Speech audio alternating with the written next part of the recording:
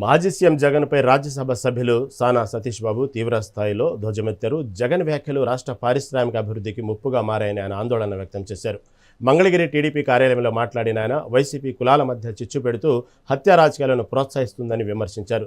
దళితులపై హింసకు బాధ్యులైన వారిని వైసీపీ కాపాడుతుందని ఆరోపించారు.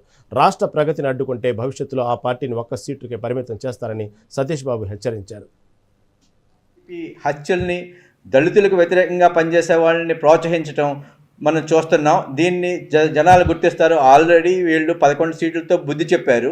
ఇప్పుడు అభివృద్ధి నిరోధకంగా ఇటువంటి కార్యక్రమాలు, కులాల మధ్య చిచ్చు పెట్టడం, దళితులని హత్య చేసిన వాళ్ళని కాపాడటం, ఇదే విధంగా ఈయన కరపత్రిక కూడా 2 రోజుల 2 కులాల మధ్యన, కాపు కమ్మ కులాల మధ్య చిచ్చు పెట్టే విధంగా ప్రవర్తించారు. వాళ్ళ ఆర్టికల్, వీళ్ళ కరపత్రికలో వచ్చిన ఆర్టికల్ చూస్తే 2 కులాలు ఎప్పుడూ కూడా కొట్టుకుంటాయి అని రెచ్చగొట్టే కార్యక్రమం చేశారు.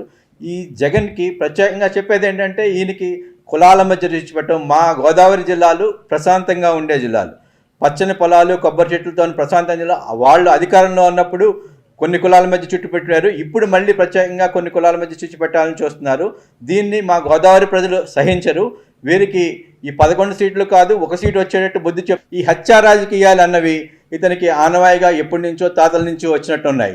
అదేవిధంగా దస్తగిరిని హత్య చేయటం కూడా ఈ మధ్య చూస్తున్నాం. వీళ్ళందరూ కూడా ఓన్లీ హత్యలు చేసే వాళ్ళని ప్రోత్సహించటం, ఇటువంటి రాజకీయాలు చేయటం ప్రజలందరూ కూడా గమనిస్తున్నారు.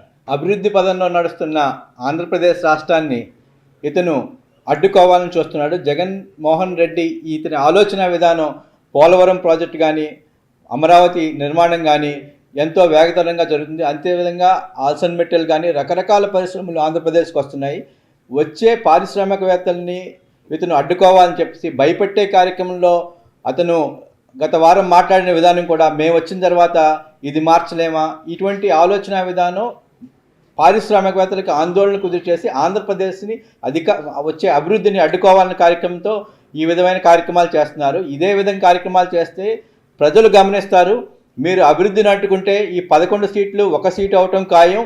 ఈ విషయంలో ప్రజలు చాలా ఆలోచన విధంగా ఆంధ్రప్రదేశ్ అభివృద్ధిని అందరూ కోరుకుంటున్నారు. నువ్వు ఎన్ని ఎత్తుగడలు వేసినా ఈ ఆంధ్రప్రదేశ్ అభివృద్ధిని అడ్డుకోలేవని చెప్పి చెప్తున్నారు.